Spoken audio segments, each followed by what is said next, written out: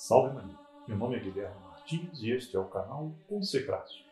Neste vídeo você vai entender por que chamamos a Nossa Senhora de medianeira de todas as graças.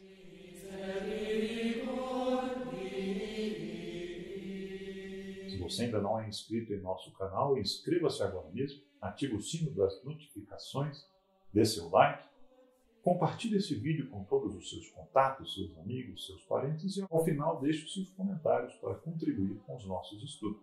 Antes de entrarmos no nosso assunto de hoje, quero transmitir-lhes algo que esta semana estive ouvindo, uma palestra de um professor pela internet. Na verdade era um áudio. Era um tema profundamente filosófico e ao mesmo tempo bastante acessível. Duas características que infelizmente é raro encontrar em aulas de filosofia. Logo que se fala em filosofia, muitas pessoas tremem, querem distância, não querem nem ouvir falar do assunto. E, no entanto, nessa palestra, era uma alta filosofia bastante acessível. Nessa palestra, aquele professor mostrava como o Criador, Deus Nosso Senhor, Criador de todas as coisas, colocou em cada criatura um sinal dele mesmo. Em cada criatura nós podemos ver, se formos profundos, se analisarmos, veremos um sinal ali do Criador. Poderíamos ver, por exemplo, a sua grandeza na extensão do oceano, poderíamos ver a sua beleza nas mais variadas manifestações, mas o exemplo que eu trago, que eu vi nessa palestra, é o exemplo do esquilo. Aquele professor dizia, o esquilo, aquela criatura engraçadinha, provavelmente nem todos tenham visto diretamente um esquilo, certamente viram por vídeos, por fotos, aquele animalzinho engraçadinho comendo as nozes debaixo da árvore. É um mimo, né? Uma graça, um animal muito gracioso. E o professor dizia, Deus se manifesta em suas criaturas manifesta até a sua própria, por assim dizer, a graciosidade de Deus. E aí, dando esse exemplo, o professor transpunha para Nossa Senhora. Ele recordava que tinha visto a imagem de Nossa Senhora de Paris e também a imagem chamada lá Virgem Blanca de Toledo, que foi, aliás, um presente de São Luís Rei de França, São Luís IX, a seu primo, São Fernando de Castelo, conservada até hoje na Catedral de Toledo, na Espanha. Uma imagem magnífica. E naquela imagem, o menino Jesus aparece como que brincando com Nossa Senhora. Eu quis trazer essa imagem porque nós vimos como, na relação de Nossa Senhora para com Nosso Senhor, só ela poderia ter o amor materno. E ele retribuía a esse amor materno, criado por ele, com o amor do melhor dos filhos. Então, a melhor das mães, que ele fez, era dedicado ao amor do melhor dos filhos. Nosso Senhor, a sabedoria encarnada, Deus infinitamente sábio, junto a Nossa Senhora ele tinha manifestações de filialidade, de ternura. Então, podemos imaginá-lo brincando com uma bolinha que Nossa Senhora lhe tinha apresentado e manifestando-se na sua candura. Né? E aí aquele professor dizia, é como Deus se manifestando a nós no esquilinho, brincando com aquelas, ou comendo aquelas nozes que ele põe debaixo das árvores, assim também ele quis se manifestar a sua mãe, na sua candura, na sua ternura, como o esquilinho, que é uma imagem de Deus para nós. Nosso Senhor manifestou-se a Nossa Senhora, com o amor do melhor dos filhos. E ele nos dá um exemplo de como devemos também proceder em relação a ela. Se queremos ser seus filhos queridos, devemos nos comportar também de modo terno, de modo cândido, né? Procurar a inocência, procurar a pureza e nas nossas atitudes, na nossa devoção, na nossa piedade, manifestar também, junto a ela, fazendo-a lembrar do seu divino filho no seu colo, manifestar-lhe também essa característica da nossa candura, da nossa ternura para com ela. Com isso, podemos entrar direto no nosso tema de hoje, a mediação universal. Naquela nossa divisão didática que mencionamos, ao tratarmos da Mariologia, dos estudos em geral sobre Nossa Senhora, mencionamos que adotaríamos uma divisão didática entre funções e privilégios em Nossa Senhora. Já vimos a maternidade divina, a maternidade espiritual como funções e agora mais essa função da mediação universal. Ora, o que é o mediador? Mediador é aquela pessoa que se interpõe entre duas outras, né? Temos médios em latim, mediador, aquele que está no meio, com vistas a unir essas duas pessoas para obter ou favores ou a reconciliação. A condição essencial para que alguém seja mediador entre duas pessoas é que ele seja aceito pelas duas. Quanto mais próximo ele estiver de ambas, mais eficaz será a sua mediação. Na ordem sobrenatural, as duas partes a reaproximar são Deus e o homem. Deus criou o homem, mas a amizade entre ambos foi rompida pelo pecado de Adão que todos nós herdamos. Trata-se então de reaproximar, religar essas duas partes. Daí uma das acepções da palavra religião. Religar Deus e o homem. Enquanto o homem, Jesus, nosso Senhor Jesus Cristo, é o mediador perfeito entre Deus e os homens, porque ele está hipostaticamente unido, sua natureza humana à natureza divina em si, formando uma só pessoa, e ele foi constituído por Deus a cabeça do corpo místico, que é a igreja. Só ele poderia merecer a nossa reconciliação com Deus e obter de Deus as graças necessárias para nos unirmos inteiramente a ele. São Paulo é muito explícito a dizer: o único mediador entre Deus e os homens é Jesus Cristo. E, em outro lugar, ninguém pode estabelecer outro alicerce que não seja Jesus Cristo. Ora, posto esse fundamento, entretanto, os fiéis atribuem a Nossa Senhora uma certa função de mediador, sendo ela, de um lado, mãe de Deus e, por consequência também, mãe dos homens, funções que já vimos em outros livros. Ela parece reunir também os atributos necessários para fazer essa ponte entre nós e Deus. É claro, essa mediação que os fiéis atribuem a Nossa Senhora não se faz em competição com a mediação de Nosso Senhor Jesus Cristo, que é, conforme São Paulo, o único mediador entre Deus e os homens. Nossa Senhora contribui, ela participa nessa mediação. Na verdade, a mediação dela é uma consequência da mediação de Nosso Senhor Jesus Cristo e, em certo sentido, podemos dizer, é uma expansão daquela mediação. E, por óbvio, a eficácia da mediação dela está na dependência da união que ela tem com Nosso Senhor. Ora, como vimos, depois da união hipostática, a maior união entre seres criados que podemos imaginar é exatamente entre Nossa Senhora e Nosso Senhor Jesus Cristo. Qual é o encargo do nosso mediador, de Nosso Senhor Jesus Cristo, no caso? É um encargo duplo. Em primeiro lugar, ele deve merecer para todo o gênero humano a reconciliação com Deus. E, em um segundo momento, ele vai aplicar essa graça que ele merece, a graça da reconciliação, a cada uma das unidades que compõem essa grande coletividade que é o gênero humano. Portanto, no primeiro momento, merecer a reconciliação, a graça da reconciliação. Em segundo momento, aplicar essa graça a cada um dos homens. A reconciliação nos dá, por assim dizer, o direito a receber a graça.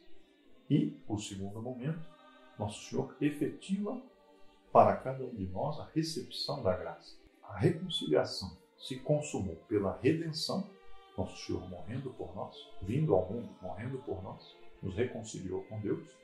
Então, no primeiro momento, a reconciliação se consuma com a redenção e a efetivação da graça se consuma pela distribuição das graças.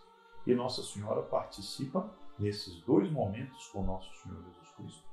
Por isso que podemos aplicar a ela o título de mediadora, como vamos vendo ao longo desse vídeo. Vamos começar estudando esse primeiro momento, que é a cooperação de Nossa Senhora na redenção.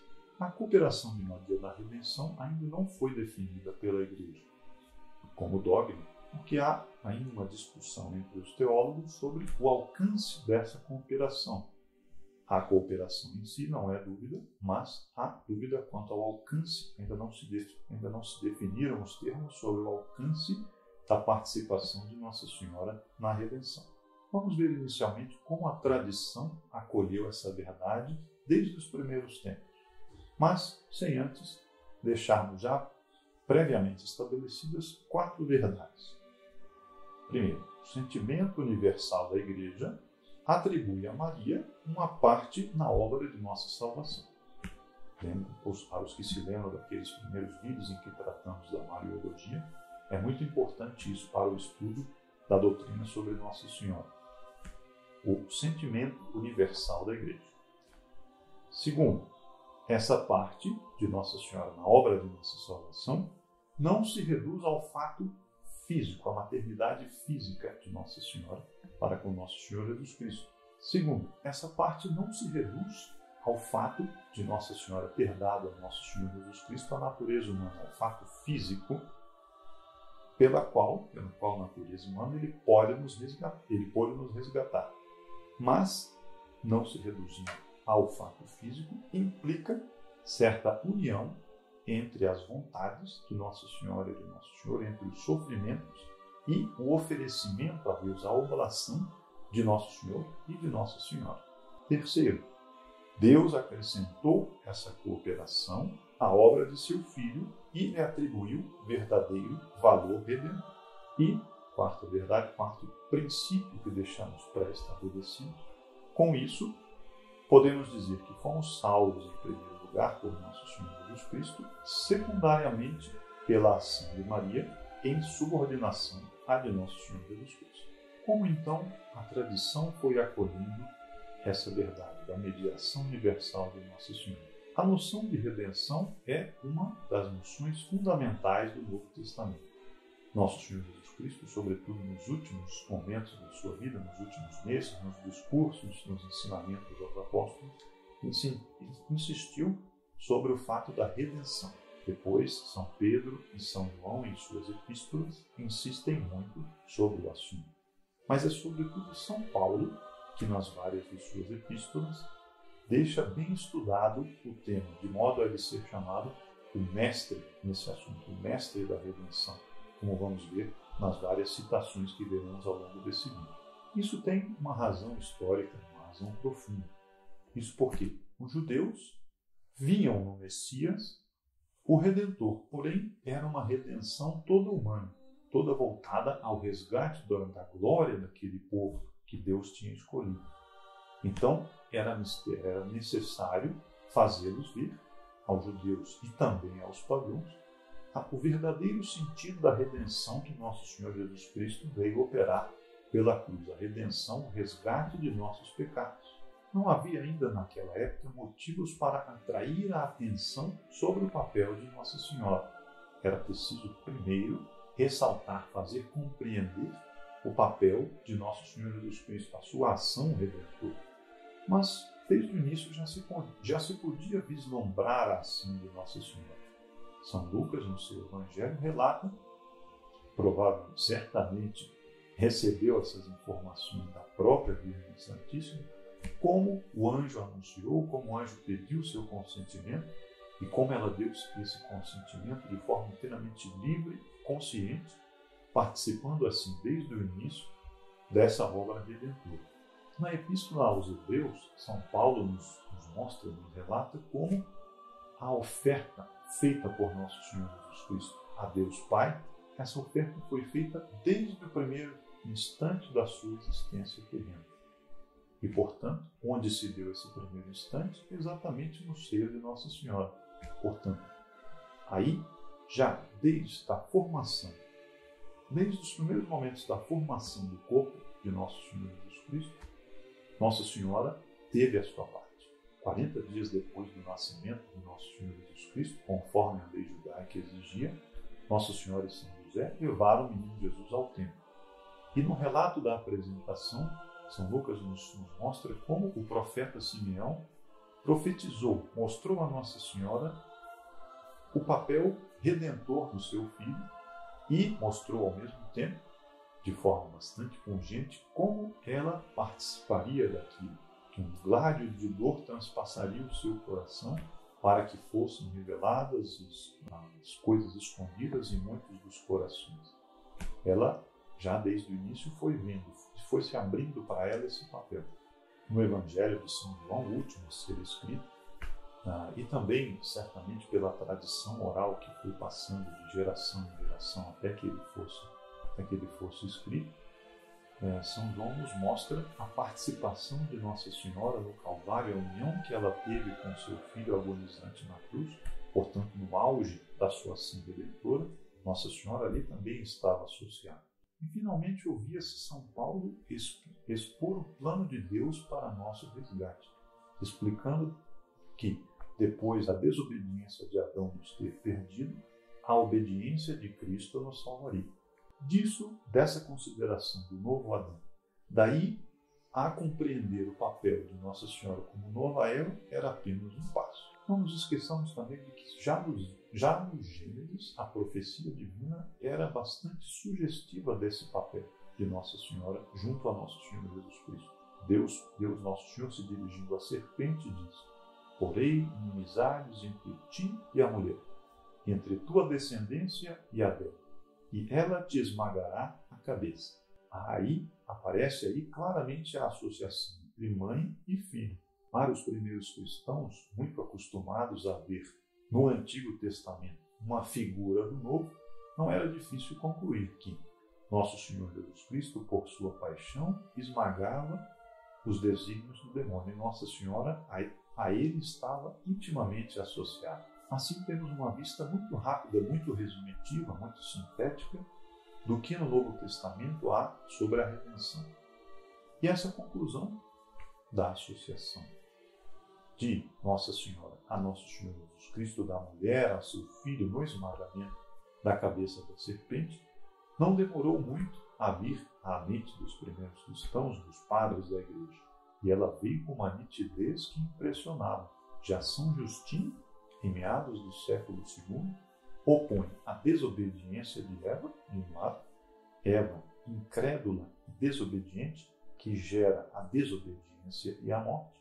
A isso, a Eva desobediente, ele opõe Nossa Senhora, fiel e obediente, mãe daquele que livra da morte e do pecado. Veja como uma conclusão muito clara e já muito precisa do papel de Nossa Senhora. Mas é sobretudo Santo Irineu, no final do século II, que se empenha em ressaltar esse paralelismo. Adão, Nosso Senhor Jesus Cristo, que exigia, por sua vez, paralelo entre Eva e Nossa Senhora, que era a nova Eva. Assim diz Santo Irineu de Lyon, que me permito agora citar. Como Eva, pela sua desobediência, foi para si mesma e para todo o gênero humano uma causa de morte, do mesmo modo Maria, por sua obediência, foi causa de salvação para si mesma e para todo o gênero humano. O que Eva prendera devido à sua incredulidade, a Virgem Maria libertou por sua fé. Da mesma forma que o gênero humano foi condenado à morte por uma virgem, foi salvo por outra virgem. E aqui termina a citação. No século II, o esforço da patrística, mais do que em aprofundar a doutrina, dirigiu-se a tirar as conclusões práticas para a invocação e a devoção à Mãe de Deus. Os padres da Igreja tinham insistido sobretudo no papel de Nossa Senhora, papel redentor de Nossa Senhora, na encarnação. Pouco a pouco a piedade dos fiéis, especialmente a partir das cruzadas, passou a considerar o papel da Virgem sofredora aos pés da cruz. Os fiéis queriam participar daquela dor sem medida que eles meditavam em Nossa Senhora. Daí vem aquele cântico magnífico da festa de Nossa Senhora das Dores, o Stabat Mater, que diz assim: quem não se entristece, quem pode não se entristecer contemplando a Mãe de Cristo, dolorosa junto ao seu filho? Depois, em outro trecho, fazei-me convosco chorar, condoer-me, ter compaixão do crucificado enquanto eu viver. Não resisto, de tão bonita que é a música, tentar esboçá-la aqui. Quis non posset contristare Christi Matrem contemplare dolentem confilio. E o outro trecho. Fac me tecum pie crucifixo condolere, donec ego dixero. Bastante tocante, e é a piedade medieval contemplando a Virgem dolorosa aos pés da cruz. E o significado dessa dor profunda que Nossa Senhora sofria ia se revelando na união com o sofrimento do Redentor. O estudo teórico do papel de Nossa Senhora na redenção caminhou, sobretudo em meados do século XIX, início do século XX, adquirindo uma maior precisão teológica. Isso, curiosamente, como em outros momentos da vida da Igreja, em outros momentos do desenvolvimento da teologia, da mariologia em particular, se deu por causa das oposições que o enunciado dessas verdades suscitava. Por causa das oposições, houve um estudo mais aprofundado para dar maior precisão às afirmações. Portanto, essa oposição contribuiu para fazer resplandecer ainda mais o papel de Nossa Senhora. Já no iniciozinho do século XX, numa encíclica chamada Ad Diem Illum, já por nós citado em outros momentos, São Pio X afirma: a Virgem, associada por Cristo à obra da salvação humana, mereceu para nós, de congruo, uma expressão em latim que já explico, o que Cristo nos mereceu de condigno, ou seja, Nosso Senhor nos mereceu por justiça, de condigno, e Nossa Senhora por conveniência, ou seja, de congruo. Deus, Nosso Senhor, mereceu, por méritos, Ele mereceu para nós a salvação. E Nossa Senhora, por conveniência, por vontade de Deus, associada ao sofrimento de Cristo, auxiliou a merecer também para nós. Já Bento XV, Papa que sucedeu a São Pio X, tem um trecho também bastante significativo nesse sentido que agora leio. Com seu filho sofredor e agonizante, Maria padeceu o sofrimento e quase a morte. Abdicou dos seus direitos maternos sobre seu filho, a fim de obter a salvação dos homens, e, para aplacar a justiça divina, tanto quanto lhe era possível, imolou seu filho, de tal modo que se pode afirmar, com razão, que, juntamente com Cristo, ela resgatou o gênero humano. Fecha a citação. Vejam como é claro o Papa Bento XV, depois de São Pio X, afirmando o papel de Nossa Senhora na nossa redenção. Depois de Pio XI, a Virgem das Dores participou com Jesus Cristo na obra da redenção. E, em outro momento, a Augusta Virgem, concebida sem pecado, foi escolhida para mãe de Cristo, a fim de, notem, a fim de tornar-se participante da redenção do gênero humano. Importante gravar esta verdade, que ela vai nos servir mais para frente. A Virgem foi escolhida para a mãe de Cristo, a fim de tornar-se participante da redenção do gênero humano. E, por fim, Pio XII, na encíclica Mystic Corporis Christi, em 1943, afirma: foi ela, Nossa Senhora, que, isenta de qualquer falta pessoal ou hereditária, sempre estritamente unida a seu filho, o apresentou sobre o Calvário ao Pai Eterno, associando o holocausto dos seus direitos e de seu amor de mãe como uma nova Eva para todos os filhos de Adão que carregam a mancha do pecado original.